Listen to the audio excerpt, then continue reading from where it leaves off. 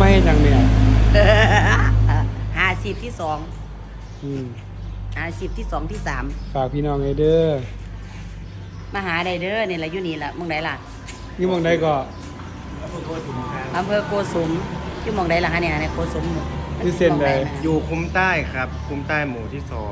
อืม 2เส้นอันเส้นไปเชียงยืนเส้นน่าจะไปเชียงยืน ตามหมอ เส้ ลำ น เด้อ เท พี่ ศ น้อง บาลแล้วว่าเส้นเทศบาลแล้วว่า คุณน่ะพื้นที่ เอาจอดรถ เออ กว้าง ผู้ใดอยากพอเดือนเพ็ญมานี่เด้อพี่น้อง ๆ เด้อ พวกเนี่ย ต้องหาแนวชีพ ดูละกูย่านได้ปวกกูยังไม่กินเงี้ยนกูหรอกกูย่านห่างกับมองเลย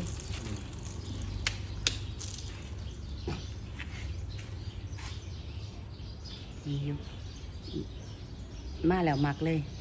อืม มักมองขายเป็นเฮ็ดไว้ให้เรียบร้อยเบิดทุกอย่าง ที่แรกบ่เชื่อเด้ เออ บ่เชื่อ ตกลงว่าเฮาสิไปนอนพุ่นแท้แมันบ่